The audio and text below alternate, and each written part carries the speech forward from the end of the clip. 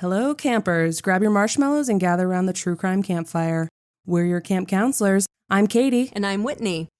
And we're here to tell you a true story that is way stranger than fiction. We're roasting murderers and marshmallows around the true crime campfire.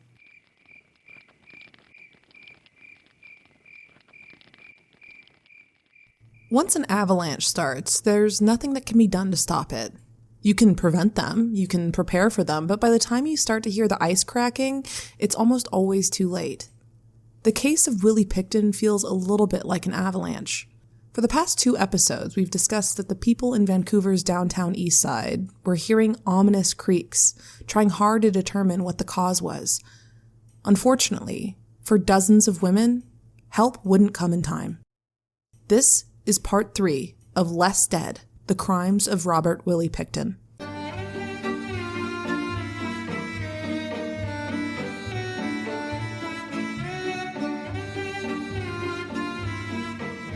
Willie Pickton was visiting the sex workers downtown more and more often now, despite the fact that he blamed them when he was diagnosed with hepatitis C, which is actually unlikely. It's not super common for it to be sexually transmitted. It was no coincidence, then, that 1997 was the deadliest year for the girls working the downtown East Side. Something that strikes me about this case is how easy it is to forget the victims. Willie Pickton's crimes were so egregious, so disgusting, that it's hard not to rubberneck while talking about him, to focus on him and not his victims. But they were important. They were people. We talk a lot on this show about ripples, about how one death can have a domino effect on an entire community. What happens when there's 50? How many people does that touch? How many families have an empty seat at their table? How many homes are a little less warm? A million little tragedies, all because one smelly man hated women. Janet Henry and her family may have been cursed. Her life was unbelievably difficult. She was the youngest of 11 children, born to members of the Kwakiutl tribe in northern British Columbia. Her oldest brother Larry was put up for adoption when he was born. Her second oldest brother Richard passed away as a baby. In total, the children were Larry, Richard, Dorothy, Donna, Lavina, George, twins Sandra and Stan, Debbie, Lance, and Janet. The 9 children, including Janet, that followed were healthy. Her father fell overboard while fishing, and when her brother George tried to maneuver the boat to help him back in, he hit his father, killing him. Then the kids were separated. The oldest were sent to residential schools, horrific boarding institutions that intended to strip Indigenous children of their culture in order to assimilate them into Canadian culture. Over 150,000 children were legally abducted from their families between 1883 and 1997, where they were forced into manual labor and punished for showing any form of their individual cultures. Janet and the younger children were sent to foster homes, presumably because they were young enough to be molded into good little Canadians. Remember Clifford Olson, the serial killer and child predator we discussed in episode 1? Well, sometime between 1980 and 81, he, along with another man, drugged Janet, likely with chloral hydrate mixed in with some juice, and dragged her into a car where she was sexually assaulted. Janet was one of the few children that he released. Janet's oldest sister, Lavina, was 19 and caring for her younger siblings when she was sexually assaulted and murdered by 5 men. The men were sentenced to just 5 years for the crime. Then, Stan was hit by a police car and killed in 1990. In 1991, Debbie died by suicide. Janet became a hairdresser and got married in 1984. The couple had a daughter that she named after her sister Debbie. They divorced, and soon, her husband getting custody of the daughter, Janet was living with a boyfriend who was addicted to drugs, and soon she was taking them with him. Then he convinced her to start doing sex work to feed their habit. The boyfriend eventually died by overdose, and Janet moved to one of the many hotels run by gang members for sex workers. She was an alcoholic and addicted to drugs, but she stayed in close contact with her sister Sandra. She would call often, and Janet would write letters to her daughter. She wasn't a flighty person at all. She was in the throes of addiction, but family was clearly important to her. In early 1997, she was sexually assaulted and severely beaten by a man named John Gary Silvey, who was convicted of the crime. On June 25th of the same year, Janet missed a meeting with Sandra, which was very out of character for her. Sandra called the police and requested a wellness check. They talked to the hotel and found that she wasn't there and that her room had been paid for the month. Scared that her sister's rapist had come back to finish the job, Sandra went to the hotel herself, but in the room there was nothing out of place. In fact, there was a bag packed, like Janet had intended to go somewhere. Sandra took to the downtown Eastside, asking around after Janet. Eventually, one of the other Henry sisters told Sandra a secret that Janet had told her. She said that Janet didn't give a fuck about life anymore and had taken to partying somewhere in Port Coquitlam that she called Uncle Willie's. Apparently, this Willie character would set out little bowls of cocaine for parties. No one ever saw Janet Henry, alive or dead, again. No one linked her disappearance to the other missing girls until years later.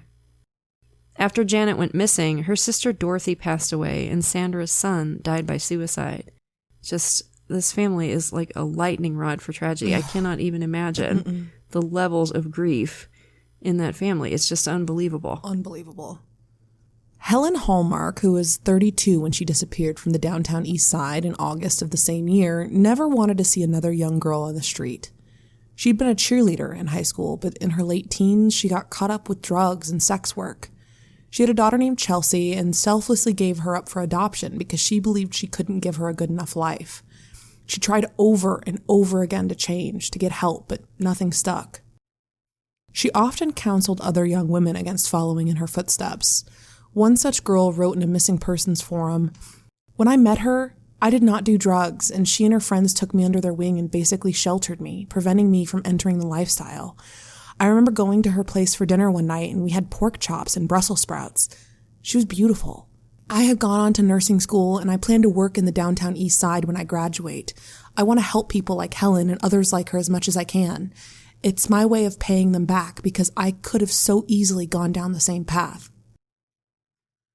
Helen disappeared and was last seen being put under arrest by Vancouver police officers, but they had no record of booking her at all.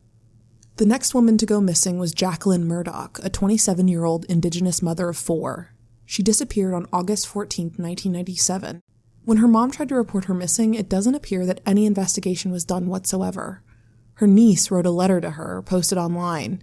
It said, "I missed you and I wanted to remember you. I wanted you to tell me stories and tell me you loved me. It's the hardest thing in the world to have lost you, but I promise that somehow in God's hands, I will get through such a time as this. I will make you and Daddy proud of me. I love you, Auntie Jackie, and I know once again you are with my Father in heaven. Save a place for me. I love you always and forever. Love always, your niece for life, Jessie J." Whew, man, I need a minute. That is just heartbreaking. It's Good Lord. Just like you said at the beginning, a million little tragedies. Yeah. And it really brings it home how, like on the one side, you've got these cops saying, they're just junkies and hookers. Mm-hmm. And then you've got this like ocean of pain on the other side. And the contrast of that is just horrifying. And like, it's such impotent grief too, because they can't do anything. Yeah. Like, these families, they were doing the Valentine's Day marches. They were, trying to push the police, but the police just didn't care. They wouldn't do anything. Just horrific. Just horrific. In September 1997, Renata Bond was strolling on her street when a large truck pulled up next to her. Inside was a round-faced man with a beard who introduced himself as Dave. He looked dirty to her. When she hopped in the car, he told her that he wasn't a cop and took out his penis to prove it to her. Like you do. Cops don't have penises, you see, or any genitalia at all.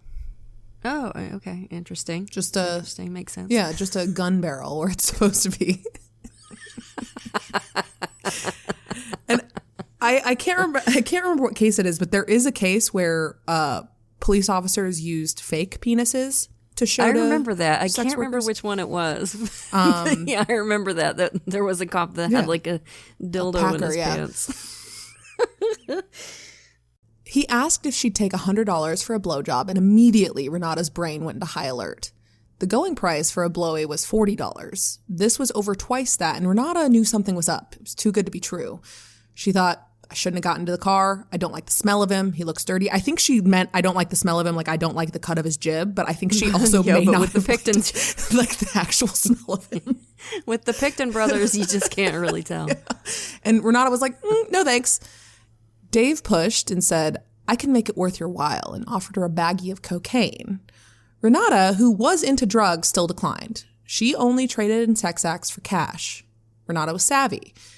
She claimed to have been targeted by the Green River Killer, Gary Ridgway, when he made one of his trips up to Vancouver. She would give sworn testimony that he slashed at her with a knife when she tried to jump out of his car. Ridgway was active. He'd make little trips up to Vancouver at this time, so it's entirely possible that she did have a run-in with him. Again, Dave ignored her no and said, do you know someone else? The date isn't for me, it's for my brother at home. Yeah, that ain't sweetening the deal, man. In exchange, he told her he'd give her the cash and the coke. That was too good of a deal to pass up. Her friend Sherry would appreciate the work. Dave drove towards Renata's place and told her conversationally, my brother's older, bit of an invalid, and probably couldn't even get it up to get a blowjob, but he still likes to have a girl try anyway.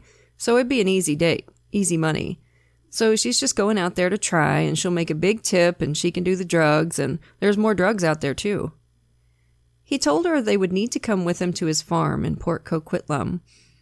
He convinced Renata that she could go too, and that he would even pay for them to take a cab back.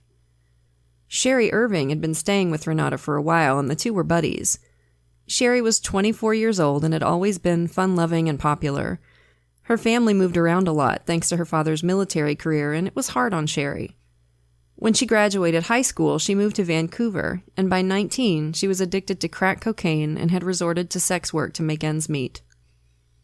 When Renata brought Dave to her apartment, Sherry agreed to go along.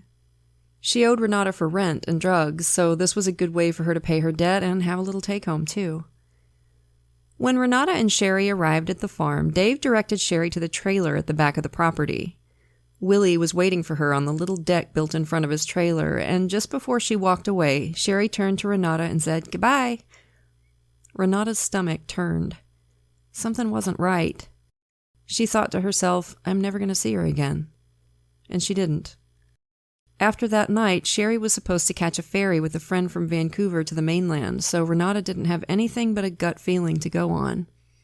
Although after that night, Dave started repeatedly referring friends to Renata and visited with her often, she felt uneasy about what she called their business relationship. Even though she knew Dave pretty well now, she didn't trust him. In addition to that, she was terrified of Willie. She said he looked evil and mean. Good radar. Dave would call Renata up to pick up girls for Willie and insisted that he, the big strong biker man that he was, didn't need sex workers, and he paid her $100 a girl along with some drugs. He would call the women Renata picked up Willie's losers. Did he know what Willie was up to? Or was he just doing a kindness for his brother? I guess we'll never know for sure. Dave's never admitted to any involvement. There's a really funny story that Renata tells. She said that a guy on a Harley pulled up next to her wearing a helmet with a visor, and she hopped on for a ride, like just for funsies. When she started to motion that she wanted off, the driver, according to Stevie Cameron in On the Farm, spun the motorcycle around, fought for control, and wound up dropping it on the pavement in a blaze of sparks and a grinding of gears. He couldn't get it going again, and she had to help him push it. When the driver took his helmet off, she realized it was Dave. And she said, I didn't know it was him, or I wouldn't have got on the bike. He's an idiot. I love this. Billy Badass Biker Dave Pickton can't drive a Harley. Fascinating. I'm not surprised at all, actually. Also, I'm guessing he was trying to show off to Renata. So for all his insistence that sex workers were beneath him, I would bet he had a crush on her. Mm-hmm. Just a theory. Months later, Renata tried to report Sherry missing. She told the police about Dave, about the farm, about Dave's strange invalid brother. It's unclear if the police ever spoke to either of the Picktons. Marne Fry was the next girl to go missing. She was a troubled young woman who had gotten hooked on drugs at just 14. Her parents tried desperately to get her help, but nothing stuck. Eventually, they had to kick her out, trying tough love to help their daughter get sober. Marne was understanding. In her head, she knew she wasn't a rule follower. Stevie Cameron wrote, "All she wanted was a good time." When she was 18, she got pregnant, and knowing that she couldn't take care of it, she begged her parents to adopt the little girl named Brittany. Despite her rebellious nature, she stayed in touch with her family, calling her parents multiple times a week. They kept trying to convince her to get sober. They told her they'd pay for her to go to detox and rehab.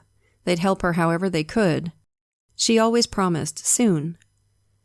In May of 1997, she tried to get sober by going to detox, but it didn't last.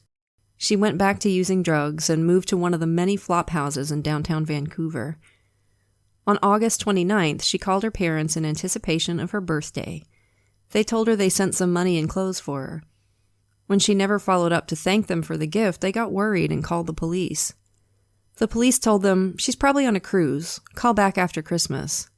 So, super helpful, as always, Vancouver PD, thank you. Marnie's last Social Security check was September 24th, but after that, she was never seen or heard from again. That same month, 23-year-old Cindy Beck also disappeared. As a child, she had a gift for equestrian sports. Her life came off the tracks when she gave up her son for adoption. She drifted, depressed. She became addicted to drugs, and her friends, who had loved her exuberant and loving personality, could barely recognize her. She was dope-sick, skinny, and dejected. Like Marnie, she missed her birthday phone call, which her parents said she never did. In photos taken toward the end of her life, Cindy looks at least 10 years older than she was. Her eyes are dull, and her thick mane of hair was frizzy and unkempt. A frustrating part of this case is that some of the only photos that are available of these women are when they're at their rock bottom. Mugshots or snapshots taken in flop houses. I was struggling to find a good photo of Cindy, but then I noticed that some lovely soul posted a photo on her Find a Grave memorial, and it's how I think we should all remember her. She's smiling, looking at a horse as it leans toward her face in a wide field of green grass, bright sky overhead. Someone else left a memorial message, writing, "I did not know you, but you still and will always matter." Cindy Felix was the 12th missing girl in 1997. She was an addict and a sex worker who had a sweet tooth and loved her daughter like crazy. Unfortunately, we don't know a lot about every missing woman in this case. Maria La Liberte and Stephanie Lane both went missing in 1997, but unfortunately we don't know a ton about them. After Cindy Felix was Andrea Borhaven, who was 25. She was a funny kid, and despite being raised in a group home, was cheerful. She was homeless at the time she went missing and was doing sex work to pay for her drug habit. One thing about her routine was consistent, though, and that was the fact that she always called her mama. We don't know exactly when she went missing or where she went missing from, but her mom was sure she was gone by Christmas. A few days after Christmas, Carrie Kosy went missing.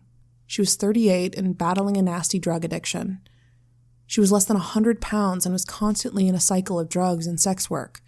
She kept promising her family that she would try to get sober. She had a megawatt smile and loved dancing. When her family tried to report her missing, the police officer said that the women missing from the downtown Eastside were just junkies and hookers. Don't waste our time. Jeez. In total, 13 women went missing in 1997, and not one disappearance was investigated. The missing women were Maria La Liberte, Stephanie Lane, Sharon Ward, Kara Ellis, Kelly Little, Helen Hallmark, Janet Henry, Jacqueline Murdoch, Marnie Fry, Sherry Irving, Cindy Beck, Cindy Felix, Andrea Borhaven, and Carrie Kosy. All of these women worked around the same block. Their absence was felt in the neighborhood. It was Christmas Eve 1997, and Willie Pickton was bored. His brother, Dave, was busy with his kids and his latest lady friend, and there just wasn't much happening on the farm. Most of the sex workers in Vancouver were being fed and housed by various charities and church groups for the holiday, so most of his targets were in for the night. He would have to make his own fun. Later, he recalled this night with great delight. He said, "I was a really hard asshole." He grabbed 2 piglets and drove 30 minutes to the downtown east side, and he let the pigs out. The 2 poor little ones were scared and exhausted, but were picked up by the ASPCA and, we hope, given a new home. God, man, he's done worse things, obviously, but this, I hope those little babies lived out the rest of their days wearing custom-made pajamas and being hand-fed grapes by the fire. Poor little piglets. I know, they're so cold. Later, Willie described that night like this. And this is just like a perfect example of his storytelling, which is weirdly engaging. "'Twas the night before Christmas, and all through the streets not a soul to be found except 2 little pigs and 2 working girls. It was comical for the first little while, until tragedy set in. So what happened is one of the cops chasing the pigs up a hill, the other cops chasing the pig down the hill. Now, when he goes down the hill, I would love to see him wipe out. Anyway, came across there. It was comical for the first little while, but I kind of liked it. I liked it. Yeah, how often do you see a pig chasing after a pig? Fucking cop shop. Anyway, this ended in Gastown, and I was on the other side of Hastings. So anyway, I let them go and got the fuck out of there. And then it says the pigs are in the SPA, and we're waiting for the owner to come forward. I said, yeah, right. And that was December 24th, 1997. Despite Willie's gift for telling lies, his car was seen by a police officer running plates that night, so this one, at least, was the truth. I don't know why, but this story creeps me out so much.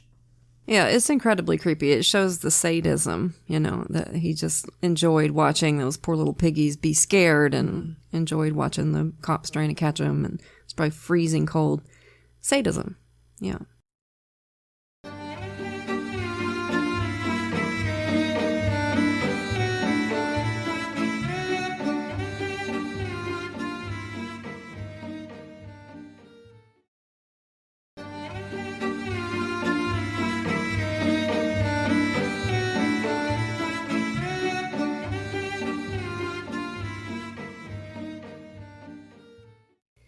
1998 was a new year without any progress for the women in downtown Vancouver. The women knew they were in danger, and they knew that the authorities were doing nothing to help them. Sarah DeVries was terrified of becoming another statistic. She was a gorgeous woman with dark curly hair and big brown eyes. Almost everyone who met her fell for her, even just a little. She was brilliant, but struggled in school because she was one of the only non-white students there. She'd been adopted, and her family lived in a predominantly white area. When her parents divorced, like most kids, she blamed herself and started acting out, shoplifting and stealing from her peers. At just 14 years old, adult men would pay her for sex, and she ran away from home.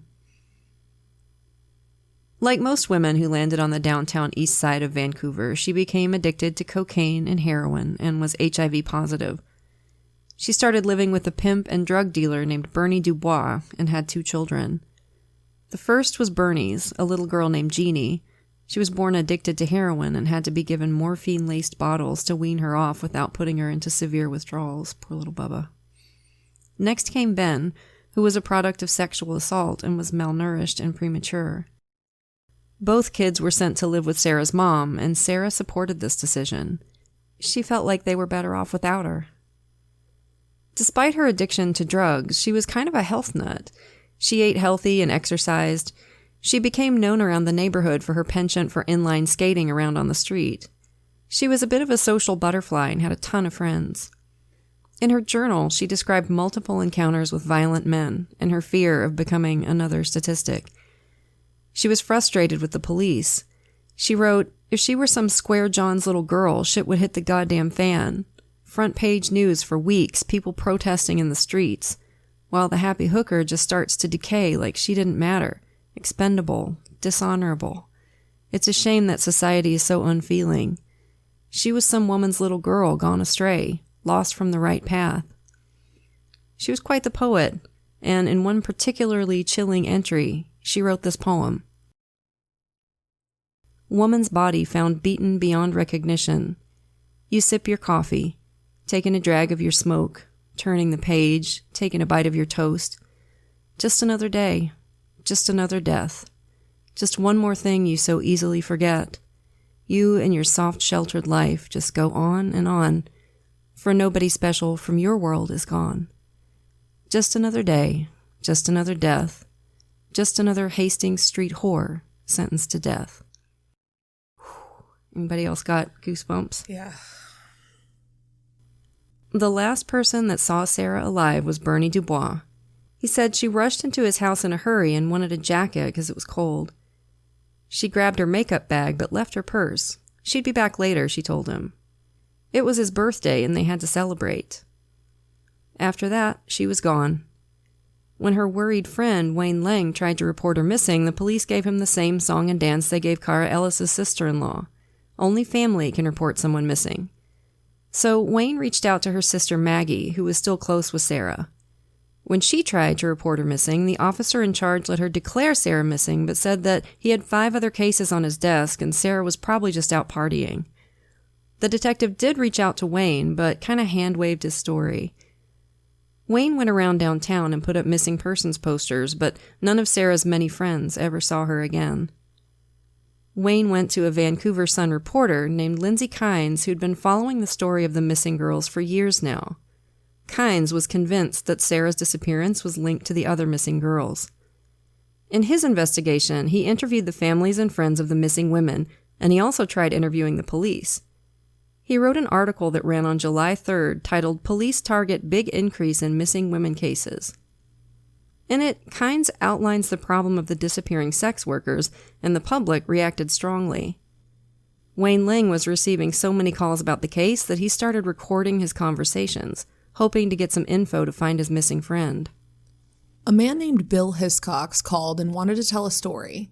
He told Wayne that he worked for Dave Pickton and sometimes helped out at the Pickton farm. Bill and Lisa Yelds, Willie's bestie for the restie, were placed in the same foster home temporarily when they were kids. And just so you know, Lisa hates Bill. She insists that they had no sibling connection at all, and she thinks he's a terrible person, which is ironic, I think, considering who her best friend is. Despite that, she did get him a job working for the Picktons when he had fallen on some hard times.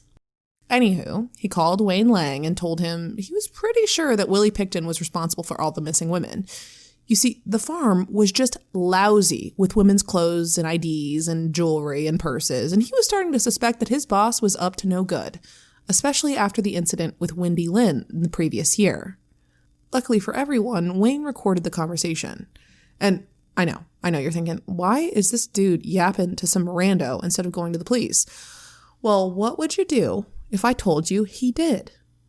Before he ever called Wayne Lang, he called the Vancouver Police Department like a bunch of times, and he was repeatedly told that there was nothing that could be done with that information.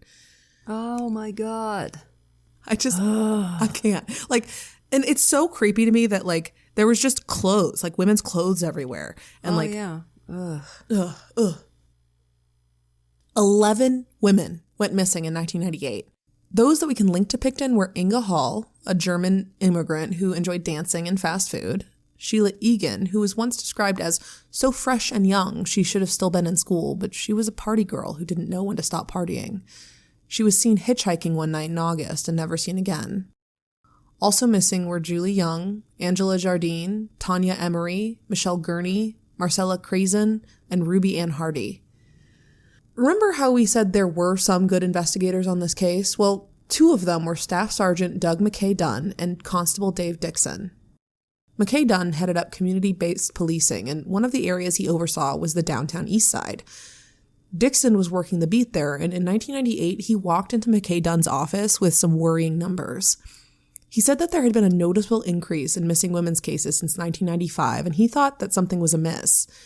He'd already pursued the bad date list provided by the women's outreach organizations, but was unable to find a pattern. And Willie wasn't a suspect at this point, but he was on the bad date list, and he was well known for that encounter with Wendy Lynn Einstetter the previous year.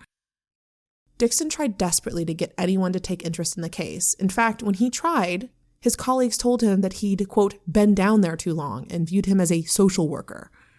Oh my God. Yeah, God forbid you care about the community you police. I know. They say it like it puts a bad taste in their mouth. Social worker. Ugh. McKay Dunn told him that he agreed, he was worried, and that they'd call in Kim Rossmo for some help. Rossmo, though, remember he's the geographical profiler, was on leave until September because of speaking engagements. While those 2 were doing their best to gather as much information as possible for Rossmo, the official line from the Vancouver Police Department was that there was no serial killer. I mean, their bodies hadn't even been found.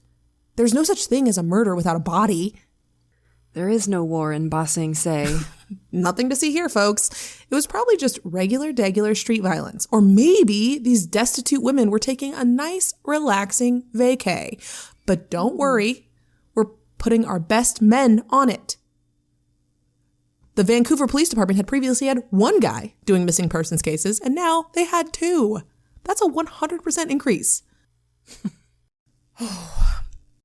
When Kynes ran his second story about the missing women in September, outlining that there had been 40 women that disappeared since 1971, the police were still standing 10 toes down on the idea that there was no serial killer.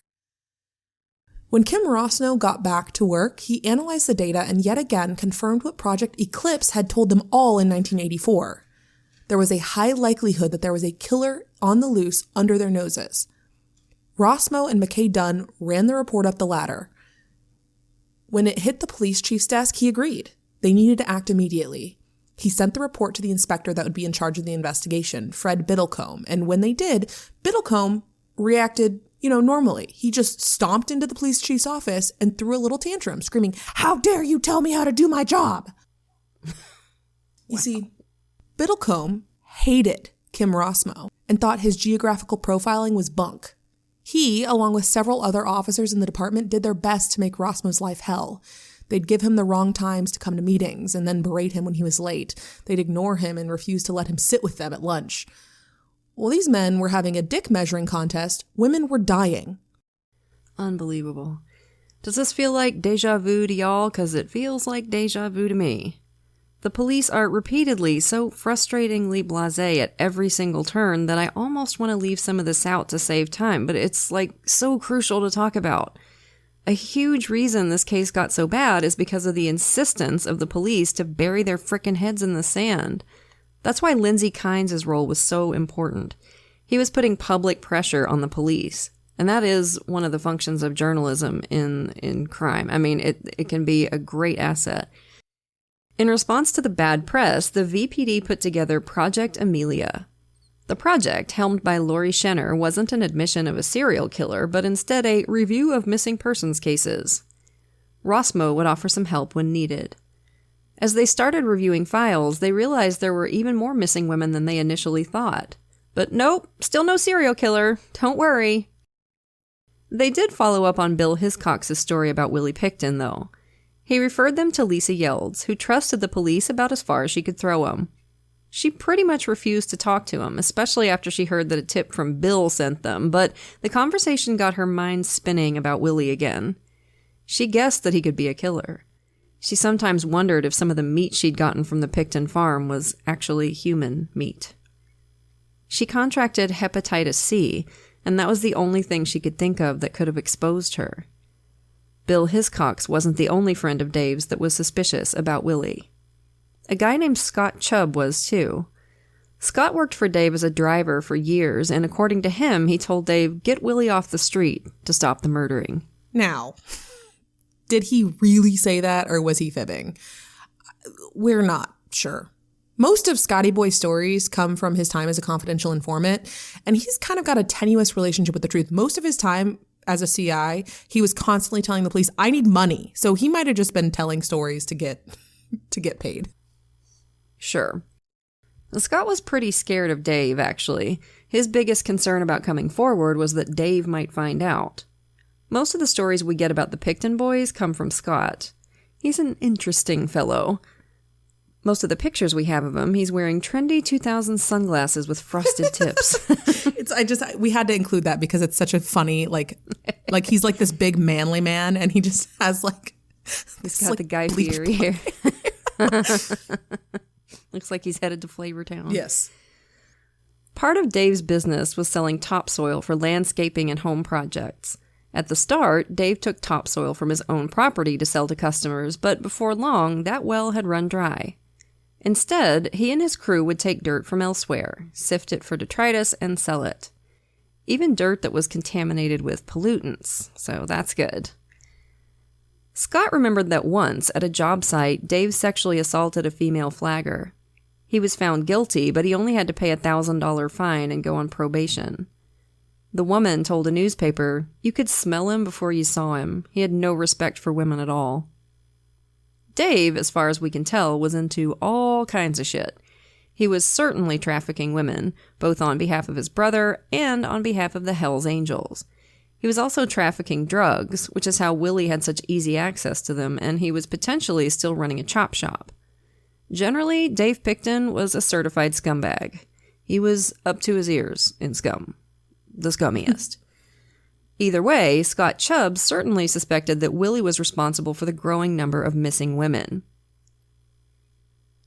You couldn't swing a piglet around the Pickton farm without hitting a woman's ID or some clothes or jewelry. Women were constantly coming and not going. Scott was sure that Dave knew his brother was a murderer, but when confronted by Scott, Dave did nothing. At the beginning of 1999, Jacqueline McDonald went missing. She was just 22 and had a 3-year-old daughter. Her struggles began when she started dating a man who pressured her to do drugs with him. Once she did, it was all over. She lost custody of her baby after she left her boyfriend and started to get back on her feet. Then she started sex work. Everybody loved Jackie. She was hopeful and fun and smart as a whip. Unfortunately, she was also a rolling stone, and by the time somebody noticed she was gone, she'd been missing for months. Brenda Wolfe was a hustler. She worked as a bartender and a bouncer officially, but sometimes had to do sex work to make ends meet and feed her addiction to prescription pills. Whereas some women that Pickton targeted were teeny tiny waifs, Brenda was a strong, intimidating woman, at least physically. As a bouncer, she could take control of several grown men at once. In reality, she was more of a gentle giant, kinda shy. She went missing in February of 1999 after missing a meeting with her social worker. She left behind her children. Remember our old friend Gina Houston, the one who helped Willie find girls? You didn't think we'd never talk about her again, did you? In the early months of 1999, Gina met Lynn Ellingson. Lynn was down on her luck, staying in a shelter after a breakup with a violent asshole of a boyfriend. She was struggling with alcoholism and addiction to cocaine. Her son was living with her mom, and she was doing whatever it took to make ends meet. Luckily for her, Gina knew this great guy. He was super nice, had a lot of money, and could give them some drugs. His name was Willie. Lynn would love him. Now, Lynn never worked for Willie as a sex worker, more like a personal assistant. She'd help with Dave's businesses and help clean up after Willie as best she could. On top of that, she'd grocery shop and cook for him as well. Willie let her stay in the second room of his trailer, and he'd provide alcohol and drugs. Lynn became a fixture on the Pickton farm. Willie's biggest weakness is one we often see in killers. He just couldn't shut the fuck up. Luckily for him, people either didn't take him seriously or were too scared to share the information. There was a man who worked for the Picktons named Andy Bellwood. Bellwood had a nasty addiction to crack cocaine and had a pretty lengthy rap sheet for theft and fraud. He also lived on the farm in Willie's back room. Willie asked him to help steal stuff once or twice, so I guess he thought that was the green light to start running his mouth. He asked Andy if he wanted to go pick up a sex worker with him, and when Andy declined, Willie decided to share what kind of stuff he got up to with them. Andy shared the entire conversation, and it's a chilling look into Willie's MO. This, like all the other quotes, is from the Stevie Cameron book. He reached underneath his mattress and grabbed a pair of handcuffs. He pulled out a belt, and he pulled out a wire, I believe with a handle on each end of it. It looked like piano wire. And he proceeded to tell me what he did with these hookers. He told me he would pick them up downtown. He would draw them in with drugs or money. He had difficult times getting them to come to the farm because of, they're very nervous about going out of their area. Yeah, if he could entice them to come to the farm, of course, being drug addicts or whatnot, it would be an easy way to get them to come to the farm. He would put him on the bed, bring him into his room, from what it was explained to me, then do him doggy style on the bed. That would be to have the woman on her knees with her face facing the bed, doing her from behind. Yes, we know what doggy style is. Thanks. I know. Andy. I was like, I didn't want to cut that out, but because I don't know, but I'm like, it's pretty obvious. He would grab their hands and bring one back slowly, bring the other back, handcuff them, and strangle them. He got on the bed and motioned to me as if there was a woman laying there, pretending to stroke her hair, and kind of motioning with his hand how he would grab her hand and bring it around to her back, although there was no woman on the bed. That's about it. He told me he was doing him doggy style. He was on the bed on his knees. He would just tell him it was going to be all right. He kept saying it was going to be all right. Things are going to be okay now. That's a good girl, and things would be over. He commented on how much people bleed. From there, I was told they were taken out to the barn, and he explained to me how pigs eat pretty much everything of human remains. Anything that wasn't eaten would go into these barrels and taken to the waste plant with the rest of the waste, with the pig waste. I remember him telling me that he'd hang 'em in the barn and bleed 'em and gut 'em. Whatever the pigs didn't eat, he'd throw into the barrel. After telling Andy what he liked doing to these women, Willie asked him if he wanted to go looking for sex workers again. Andy again declined, and Willie fell back on the old schoolyard taunt.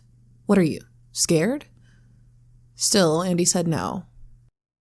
It seems like maybe Willie may have wished he'd never told Andy anything, because soon afterward, he called Lynn Ellingson, who coincidentally hated Andy Bellwood. They had kind of like a, nemesis with benefits. They had sex a couple times. And Willie told her that Andy had been stealing from him, and could she please ask her piece of shit, on again, off again, abusive boyfriend to come over? Lynn readily agreed, and when Andy returned home that night, Lynn's ex and some other guys were there waiting for him. Willie accused Andy of stealing some tools and demanded that he tell them where the tools had gone. The men held Andy down and beat him senseless. He begged and begged to be let go, insisting that he hadn't stolen anything. Eventually, Willie let him go, telling him that he'd better return the items or he'd be dead, but not before making him clean up his own blood. Bellwood left and made his way to Gina Houston's place. Gina was unempathetic. She said, "I told you. You shouldn't be over there. Bad things happen over there." Andy filed a report and left Port Coquitlam. He never came back to the farm. Bad things happen there, and yet she's continually sending girls there. Yeah. Gross. With her nemesis gone, Lynn took on even more responsibility. She learned to drive the big trucks and helped run the office. Lynn, like most everyone who worked or lived on the Pickton farm, couldn't help but notice the sheer number of women's clothes and accessories around, the amount of women that came to the farm and never left. She decided that she'd ask Dave about it. She asked to speak with him privately, and she said, "I heard that there were arms and legs in the freezer." Almost like a switch flip, Dave slapped her in the face. She tried to run away, but Dave gave chase, and she had to break a window to get away. After that, she was persona non grata on the farm, according to Dave, but Willie said she could stay if she hid from Dave. After that, Lynn says, came the incident. On March 20th, a friend of hers asked to borrow money from Willie, and he agreed and asked her to come along. The pair drove into town, where Willie met with the friend while Lynn got a drink at the bar. When they left, Willie took her to dinner. Afterwards, he started driving around. Lynn realized they weren't heading home, and Willie assured her they were just going for a drive. As they drove, though, Lynn saw that they were driving along one of the more notorious streets for sex workers. Willie, for some reason, started driving in zigzags, jumping the curb several times. A police officer pulled him over and confirmed he was sober before letting them go. Lynn was starting to feel withdrawal symptoms and told Willie she needed to get high. He stopped and spoke to a dealer and paid for her drugs. Then Willie asked her if she minded if he picked up a sex worker. Lynn said no, and they pulled over to speak to a dark-haired woman. She agreed to get in the car, only after confirming that Lynn was going to the same place, and they returned to the farm. As they sat in the car, the girl and Lynn chatted. Lynn thought she was really nice and complimented her on her red nail polish. The woman and Lynn smoked some crack together, and Willie eventually took the girl back to his room. After smoking some more, Lynn thought she heard someone scream outside. When she checked Willie's room, it was empty, and when she looked outside, she saw that the barn door was open. She said, "I just started walking to the barn. As I started approaching the barn, there was a really rude smell. It was awful. I got to the front door, the doors of the barn, and pushed the door open, and all I could see were these legs, these feet dangling. So I was standing there. I just kind of froze, and I yelled, 'Willie!' And he came from behind the door, and he grabbed me by my arm. I had to go in. Now we walked to the table. It was a really shiny table. I remember it just being like bright. There was a light. It wasn't the light that was on. It wasn't the normal light. It was light in the back of the barn, kind of just the way it was angled. and he made me stand at the end of the table. I remember feeling really not well. I was going to be sick. I had nothing in my stomach. I was just dry heaving. The odor was awful. I seen these legs. I didn't move my eyes around. I was just in shock. And at my eye level, I could see these legs, toes, red nail polish on them. They were colored. I seen hair on the table. And I don't know what else was on the table, but it wasn't pretty. Willie told her, "It's okay. She's just like a pig anyways. It's all right. It's going to be all right." As he spoke to her, he cut the body and pulled some entrails out. The scene was grisly and bloody, and Lynn could only stare. Then Willie said, "You say a word to anybody, do anything. You'll be right beside her." Lynn promised that she wouldn't. She just wanted to drink and do drugs. If he could provide that, she promised she wouldn't tell a soul. Willie called her a cab and gave her money for drugs. She promised him she'd be back in a few days. And she was, but scared. She told Willie she was getting back with her abusive ex. Several instances after that, Lynn overdosed on the farm, and Willie called the ambulance every time. Her story matches up with the disappearance of Georgina Papin, who was reported missing the day after Willie Pickton was pulled over in Vancouver. Her description matches the one that Lynn gave. Dark hair with fluffy bangs. Georgina was the mother of 7 children, the youngest of which were a set of twins born a few months before she went missing.